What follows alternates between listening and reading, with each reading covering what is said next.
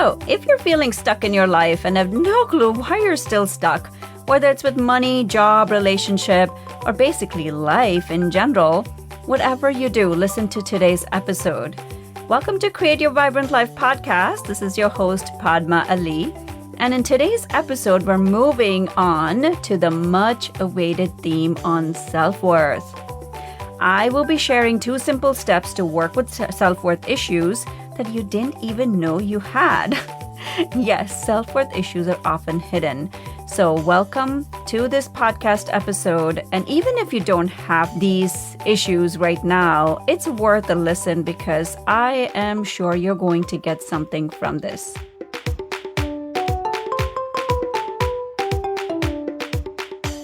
What's up, visionaries? Welcome to episode number 17 of the Create Your Vibrant Life podcast. Today's episode is it's so near and dear to my heart because I have struggled with this personally for many, many, many years. And the topic of today is self-image. Your self-image is causing you to stay stuck. So here's the thing. You may or may not have even considered what exactly is self-worth. You know, when I was doing this episode, I was researching how do you even define self-worth? The dictionary codes self-worth as the value one assigns to oneself. Man, I can't speak today. So let me start by asking you, what value do you assign to yourself? How much do you think you're worth? Just sit with that for a moment, will you? If you're like most people, there may be many areas in your life where it feels like, not many, maybe some areas in your life where you feel like it could be different. Maybe you aren't making as much income as you would like, or maybe your relationship is not where you want it to be, or your health is just, there could be some improvements in it. Or here's the other piece. There may be something missing spiritually. There may be a seeking quality of spirituality in you.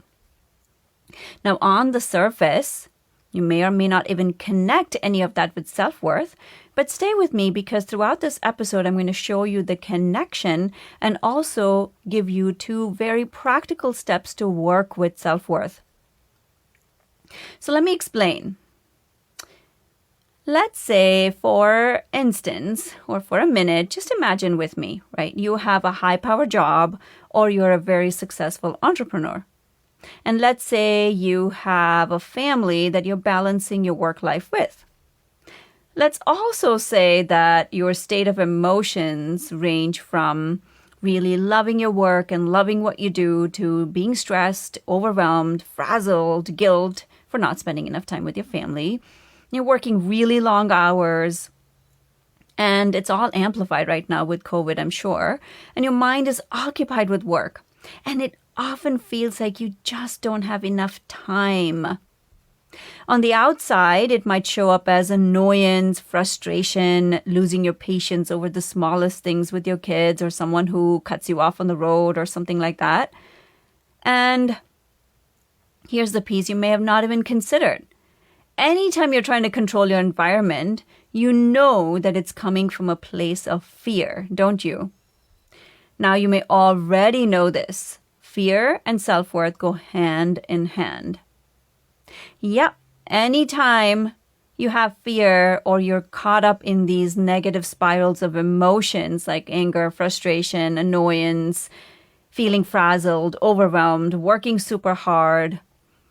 Yep, they're all connected to self-worth. I'm going to connect all the dots for you very quickly here. So stay with me. And the other piece that you may have, again, not even considered is fear. Whenever you are under fear, right? Like fear means you don't think you can make it happen. Fear means you don't trust and believe in yourself. Fear means that you have to work super hard. And what is this fear really about? Fear comes down to how do you see yourself making something happen or not? Does any of this sound familiar to you? And if you're like, no, I can't resonate 100%. I'm not sure. Or like, this is not really true. You don't really know my job, Padma. You're not running my business.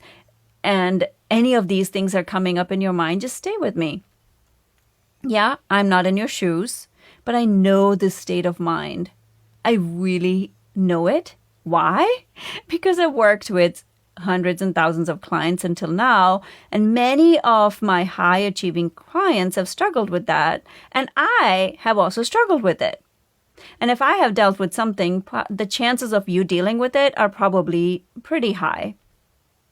I used to be that. I used to be so driven. If you'd seen me in my 20s, oh boy, was I driven. I even had a mentor at that point ask me. She was coaching me, not coaching, she was my supervisor because I was getting my hours to be a psychotherapist. She asked me, what's the hurry? That's exactly what she said. So Jackie asked me, what's the hurry? I graduated with 2 masters. I was on track on getting my therapy license, my psychotherapy license by the time I was 24, and really on this fast track. I was on this train. To nowhere.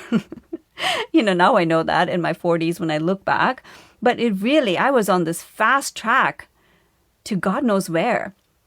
I had all these visions. I was like, I am going to be licensed by the time of 24. I'm going to have this private practice. I'm going to have these 2.5 kids, a house, a dog with, like picket fence, like all these, the so-called American dream, right? I had it all planned in my head. Nothing wrong with that. Is there anything wrong with that? Absolutely not. But here's the piece I want you to consider.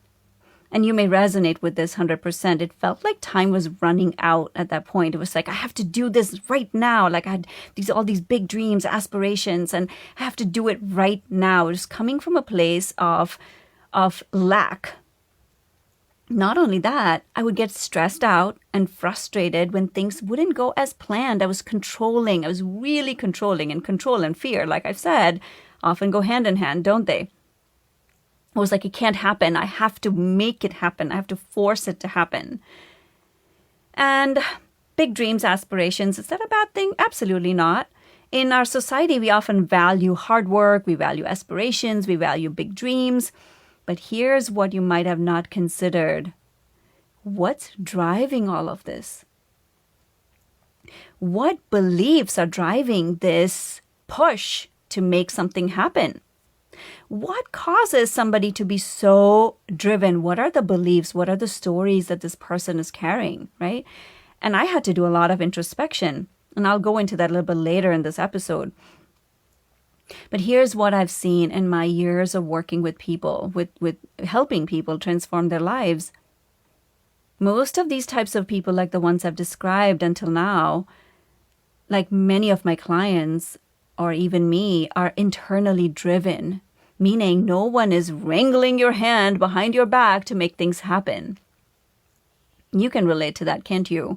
They want more from life. They're visionaries. They're really good at what they do. They have good intentions. People think very highly of them. They're valued. They're often liked for their personal work and their work in the world. They make things happen. And if you're listening to this podcast, chances are you're this type of person. Again, nothing wrong with any of that. It's actually, these are good things. But what I'm referring to is what's driving that. What is the underlying belief or push that's making you do these things? You see, if you're like most people, you probably haven't even paused to consider that. You might have heard this saying or this quote, like, we go to sleep in our teens. And then when we wake up, it's like we are 50 something. Like all these years have just gone by because you're on this rat race. You're just like doing things, doing. By the time you wake up, you're like, oh my God, like half my life is already over. I'm totally butchering that quote or that statement, but it's almost like we have sleepwalked our entire life. For what? Why? What is giving us that push to make some of these things happen? And I see a lot of that in women, especially, that they're trying to prove something, either to themselves or to people around them. And we're really living our life too busy thinking about what we should be doing versus what we really want. sooner or later, you're going to realize that what's driving all of that is how you see yourself, your self-worth, your hidden self-image. That's what's driving all of that. Like something in you is pushing you. If it's coming from a place of going with the flow, I have this vision. I'm driven towards making that happen. I want to help a lot of people. I'm going to do this because it's my dharma. It's where I'm coming from. That's very different. But if it's coming from a place of, you will know this internally. It's coming from this place of wanting to, there's this drive that doesn't make sense to you, but it feels very forced. You're overworking. I'll explain the how that shows up on the outside. There's a sense of like you don't have any time for yourself. I'm going to share with you an example of a client, and then it'll make sense to you. But for now, I'm really inviting you to consider, like, how do you see yourself? What's driving that if you're in that category? There was this famous, or maybe not so famous guy, quote by John Assaraf. I don't know if I'm even saying his name correctly. He was the brain guy. He also came in that movie, The Secret. He says this quote, "You can never outperform your hidden self-image." You can never outperform your hidden self-image. Makes sense, doesn't it? Can you see how powerful this statement is? You can never outperform your hidden self-image. So let me break it down for you. Stay with me, okay? I know sometimes in these episodes I meander, but I will connect all the dots for you. So stay with me, and then I'll also share with you the 2-step process of how do you work with self-worth. So for a minute, just imagine that you valued yourself really highly. You saw yourself in really good light. So how will you know whether you value yourself or not? I'll share that in a bit in this episode. But if your self-worth is super good, then you probably are not bothered by external circumstances. Like, for example, there are many people who think that, oh my God, the economy is going to crash. What's going to happen? How am I going to make ends meet? But I know plenty of people in my life who are very successful entrepreneurs or very successful business people, or even in the workforce, who 100% know that they can make, that money is never going to be an issue, and economy going up or down doesn't make any difference to them. And they just continue on with life, right? It doesn't affect them at all. And there's a sense of peace that no matter what's happening, it's okay. There's a belief for these people who value themselves very highly that they are resourceful, they'll figure it out. There's no self-doubt. There is just pure trust that no matter what life gives you, it's going to be okay. You'll figure things out. And there's no underlying push to have to prove anything to anybody. It comes from a place of service and knowing that you're doing the best you can. There's just this level of peace. The inner chatter basically just disappears. And it comes down to what you're telling yourself, doesn't it? My goodness, I just told you that I'll tell you what positive self-worth looks like in a little bit later, and I just spilled all the beans to you right now. But this is it. This is the gist of someone who has very positive self-worth. This is how they value life. At least this is my interpretation. This is how I've seen people who I think have really high self-worth, self-esteem. This is how I see them operate in the world. So just take that in for a minute. Is that you? Is that how you see yourself? Or does it come from a place of, oh, I don't know how I'm going to do things. What's going to happen next? Or the chatter in your brain. Okay? So now imagine that you have hidden self-image issues. Like you don't think very highly of yourself, or you think that you're not good enough. I'm not worthy. Now, we don't walk around talking like that. I'm not worthy. I'm not good enough. But it shows up on the outside. You know, my sister used to be that way. I'm sure she won't mind me saying this. She even hired me to coach her. That's a different story. I'll tell you that. I literally fell off my chair when she asked me. I thought she was joking because I'm her little sister, right? And I was like, you must be kidding me. Or I thought she was literally joking. And she's like, no, I'm serious. And she even sent me a check because she knows how much I charge. And she's like, yep, here's your check. I'm signing up with you. I don't want to work with anybody. I want to work with you. So we did. We did work for 3-4 months, and it really transformed her life. And so she she used to be that way. She used to work so hard, and she still is.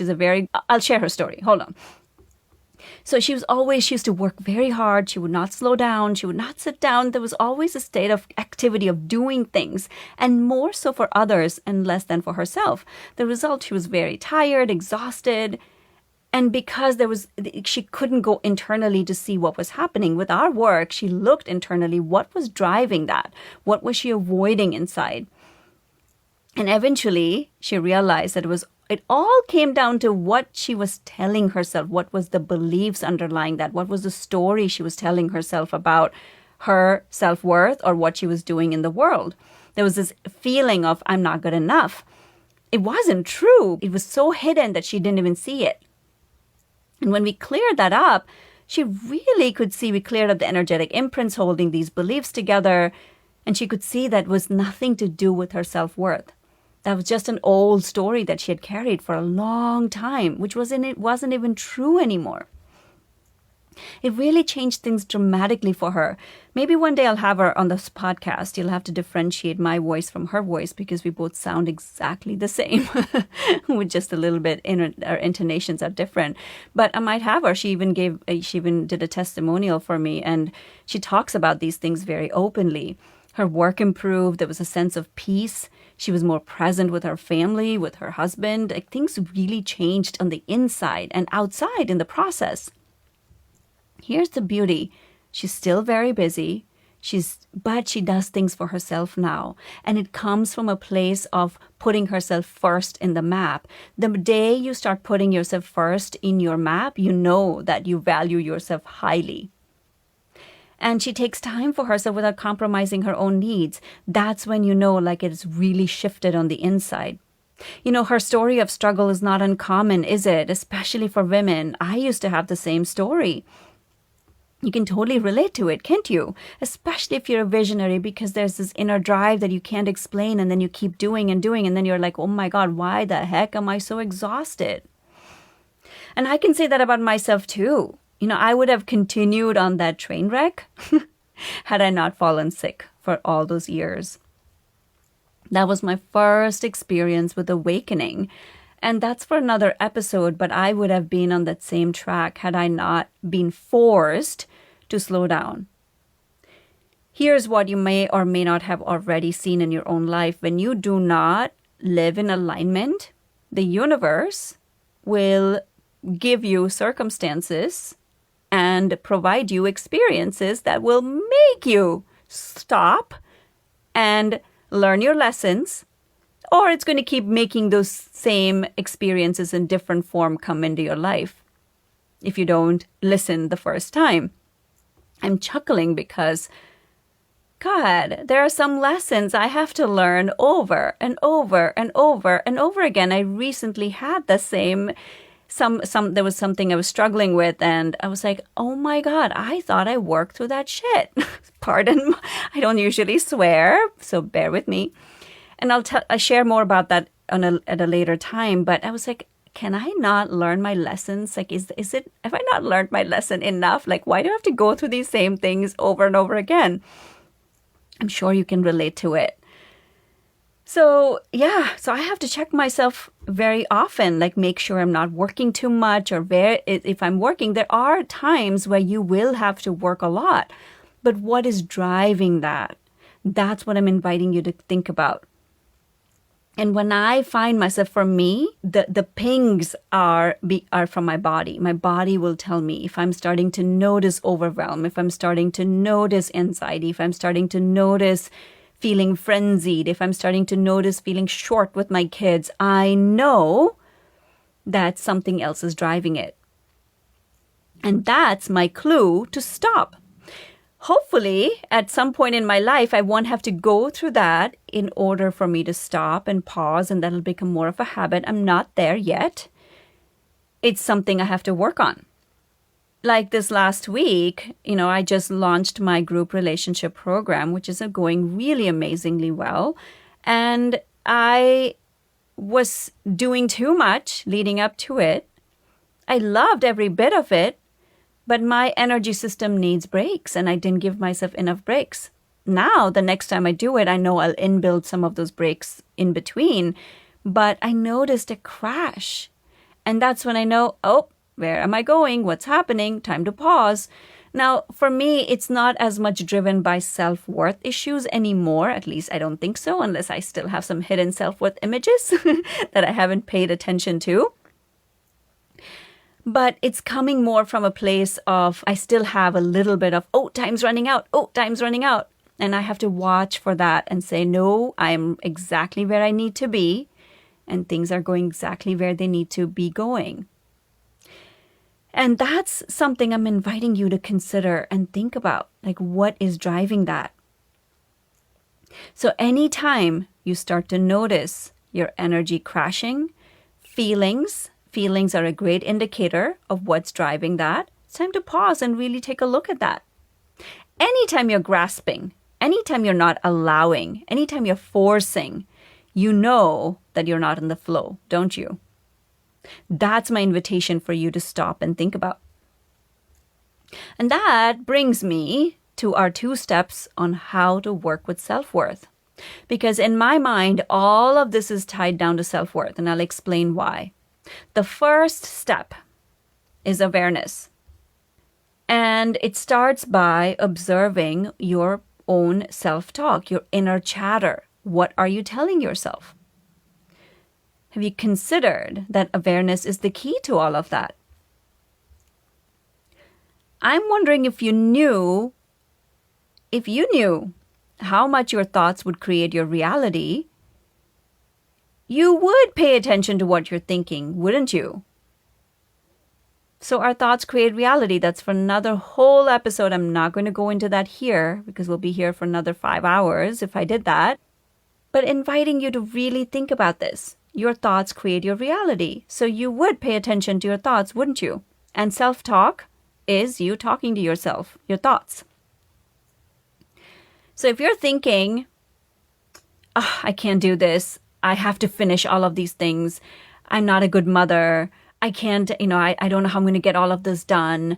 Any of those negative self-chatter that may be coming from a self-worth, how you see yourself. So in your journal dedicated to this podcast, again, if you haven't listened to the previous episodes, please go back and listen from the start. They don't build one on top of the other, but there's a lot of nuggets that I share in the previous episodes that will help you get to where I am right now.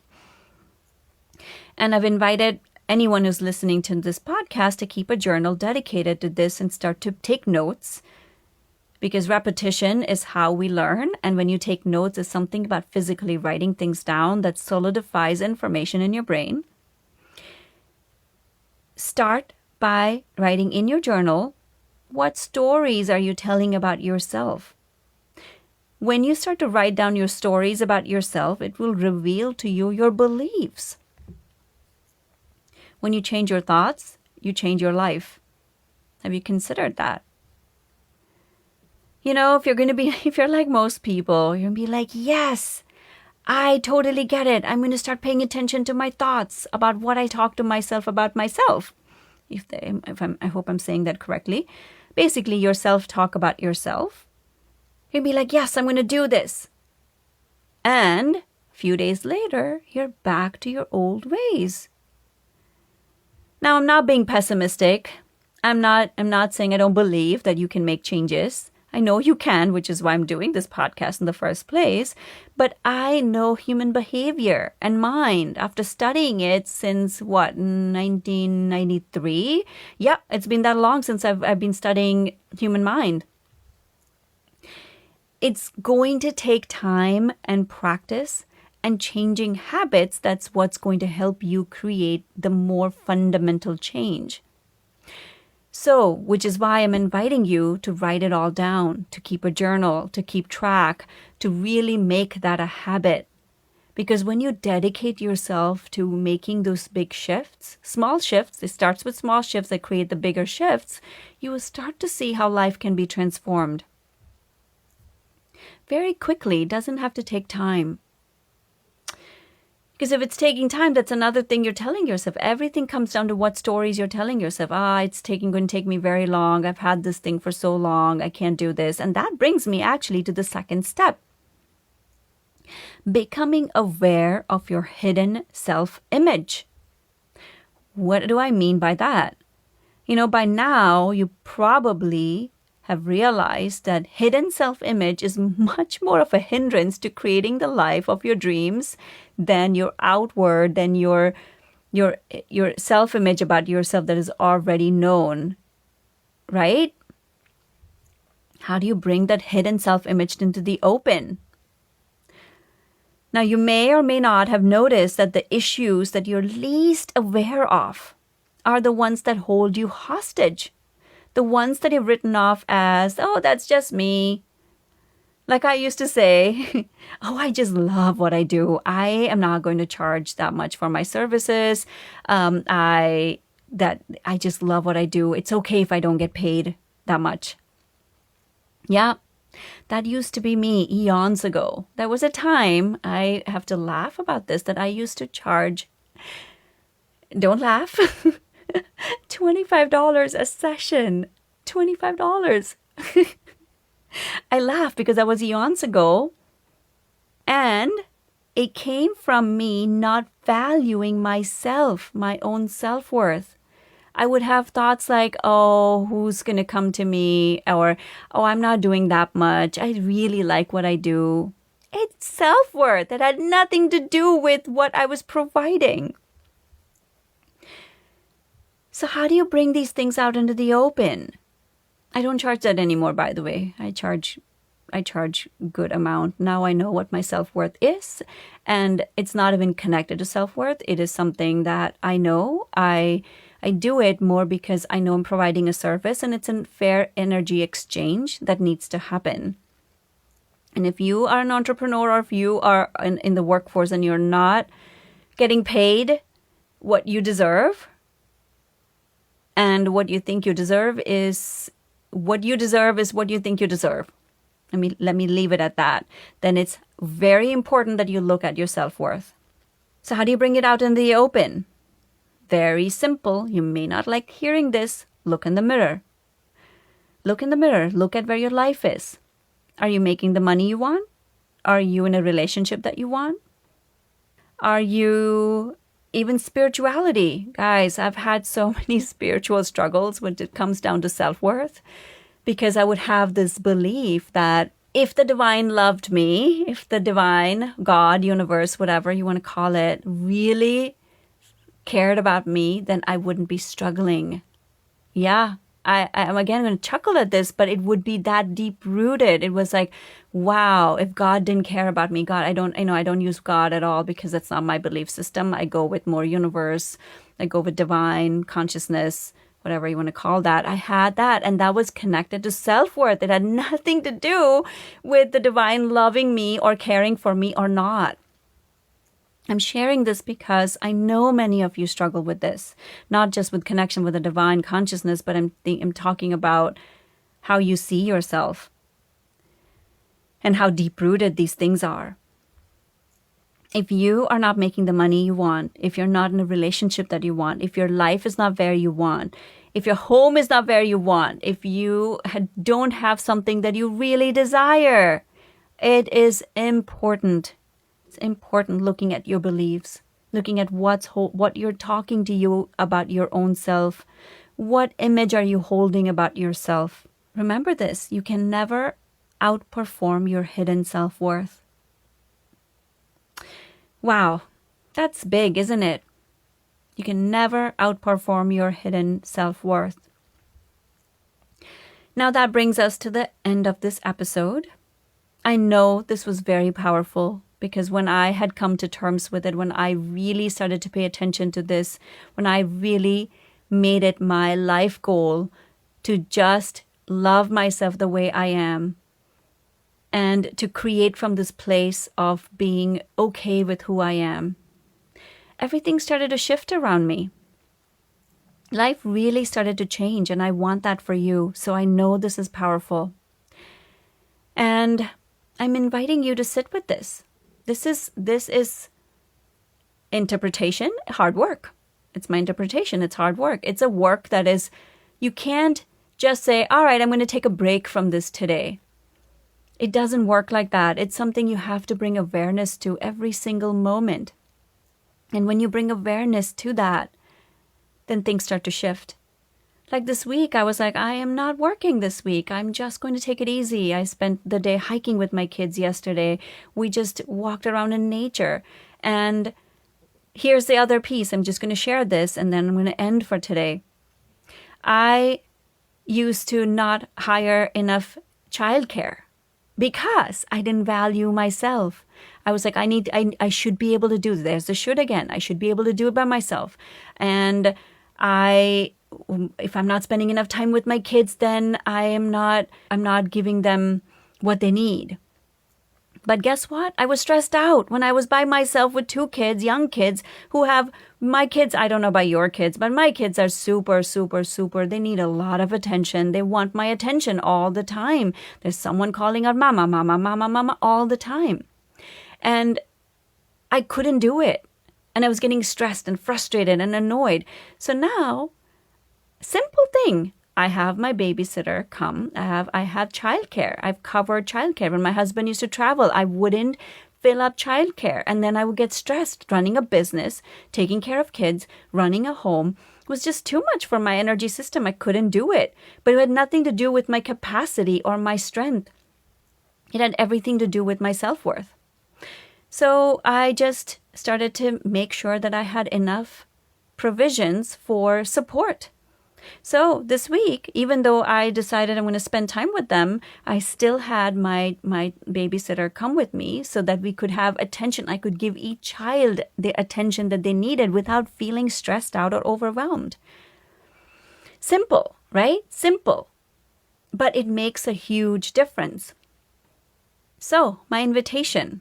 I'm sharing all this. I know I share a lot of my personal stuff. Somehow it feels more easy for me to share my personal stories because I'm there with you guys. I am no different. I am just maybe a few steps ahead, maybe a few steps back. I don't know, but I'm real. I just want to share what's happening, how I do things, in the hopes that it'll give you inspiration to do the same for your own life. So that's it for today.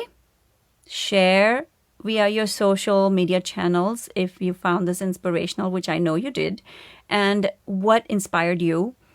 What are some of the nuggets you're taking from this? And what are you going to shift immediately? And share on Instagram. That's where you'll often find me at Padma Ali, and tag me because I would love to know, and I'd love to share and share your breakthroughs and celebrate you. So next week, we're going to talk more on self-worth. This is a very big topic, so I'm just covering each piece one at a time. And if you found this helpful, please subscribe to this channel if you haven't already. And if you can share it with other, write a review for me if you feel inspired again. And if you do, I work from Law of Reciprocity, INI, which is Ancient Income, Incan, for the Law of Reciprocity, which is I want to reciprocate. If you are writing a review, I'll reciprocate by sending you a gift card and take a screenshot and send it to support@padmaali.com. So thank you so much, my friends. Thank you so much, visionaries, for being a part of this journey. And I'll talk to you soon. Thank you so much for tuning in and listening to this podcast. Make sure to tag me on Instagram at Padma Ali to share your takeaways from this episode. And lastly, share with your friends and family so they can also benefit from listening to this podcast. For more tips, go on to our website, padmaali.com, and connect with me at the next episode. Take care. Bye.